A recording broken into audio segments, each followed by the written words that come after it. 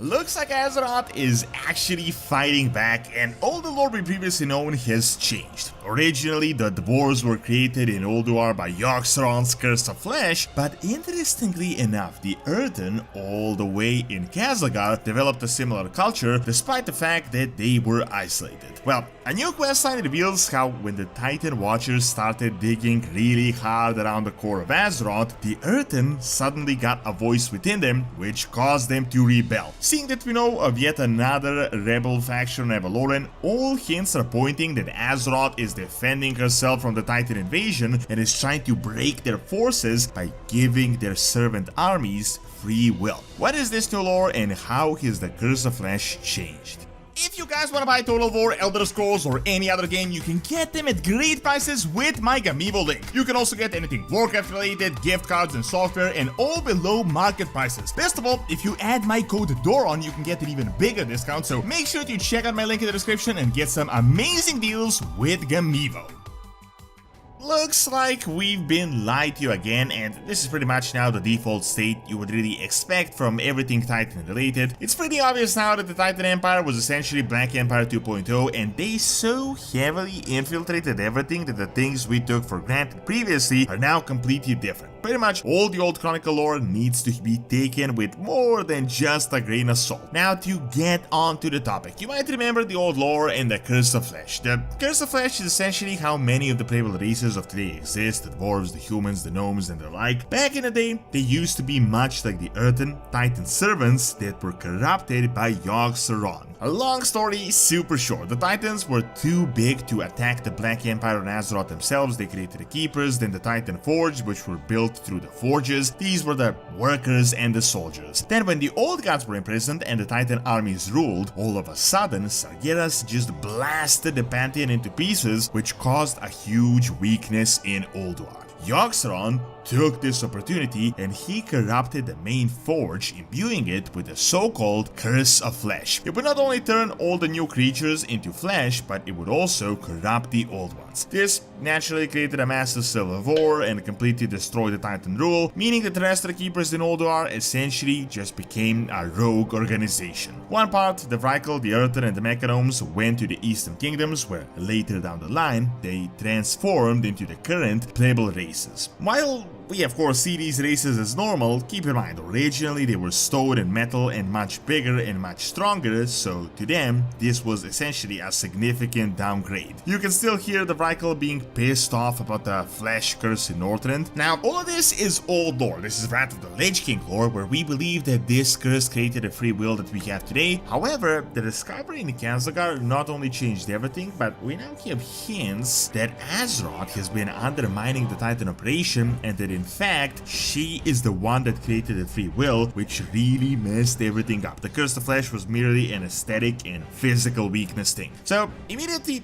we have something interesting. We've learned that Khaz'algar in the Coreway is the center of a mechanism called the Manifold. These are 7 facilities all over Azeroth, very powerful facilities pumping up this Coreway, which is apparently used for the Titans to observe Azeroth's world soul without damaging it. Seeing that it needs so much to be powered up, let's just say it definitely is something much more than just a simple observational deck.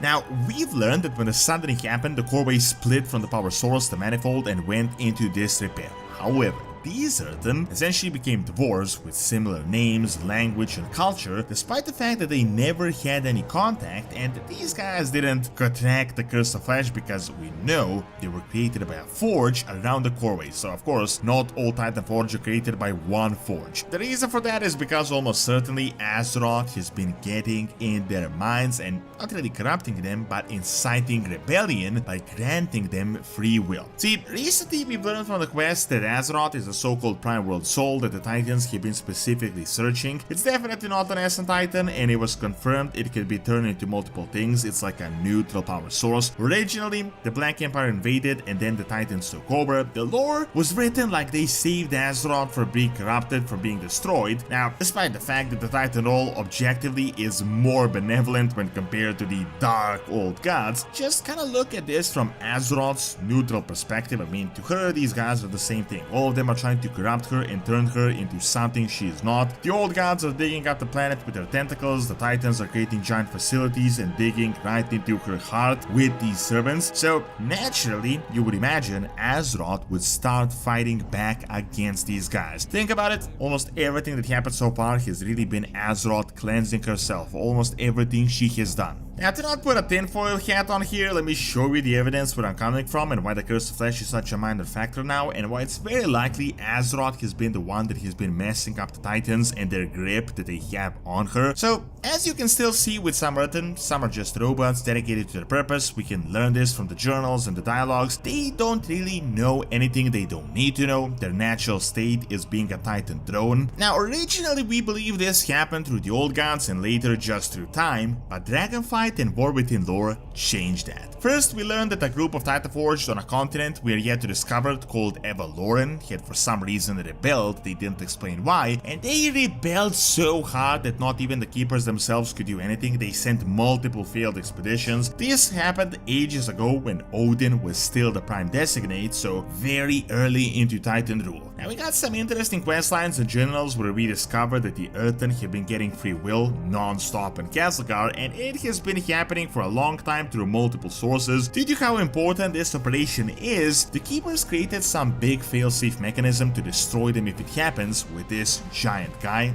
Very quick story short, but the Keeper Arcadus was the guy in charge of Khaz'algar. He sent 2 Titan Watchers, which are essentially one step below them in authority, called Dornick and Golem. Brother and sister, and the Earthen named the city in their honor Dornogal. However, these guys turned out to be terrible, especially Dornick. He abused the Earthen, forced them to triple their quotas, and was overall considered a tyrant. The Earthen rebelled, deactivated him, later had to deal with Galan. However, then Arcadus came back and he was really pissed, and here you can see a bit more of a sinister side of the Keepers. Apparently he repurposed them, whatever that means. Now, here we get an interesting dialogue. The Reconstructed Ledger is a journal of an Earthen where he first starts getting new feelings and he kinda has no idea what is going on. He's getting a voice that is mournful and sad, but he's kinda shocked at the same time because he knows only the Titans, the Keepers, and the Watchers, so the big guys can feel these emotions. He then realizes that much of his brothers and sisters started getting the same voice of injustice that incited him to rebellion, which ended up being successful. This southern voice, and as you may know, Azeroth is definitely known to whisper and get in your head, seems like it was Azeroth. I mean, here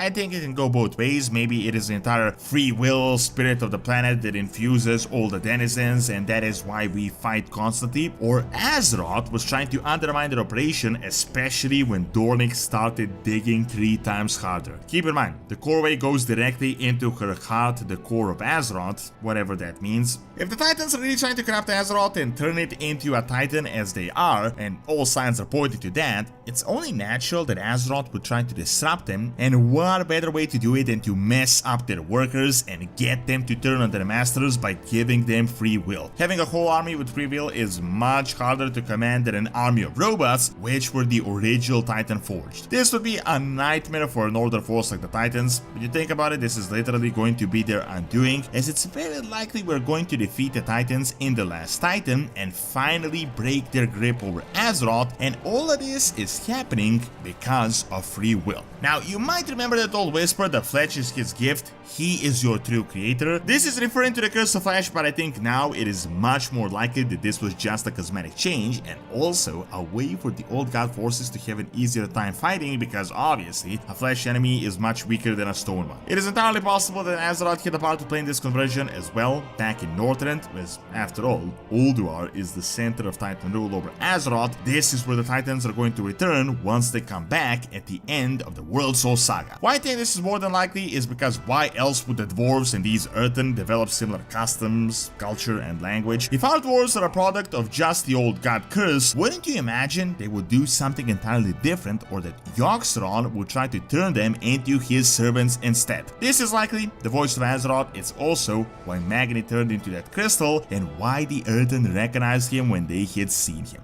Thank you for watching. Check out my video on the Warcraft 3 actually coming out by clicking on the screen, and check out my video on Perron and Slavic mythology by clicking on the screen as well. See you next time.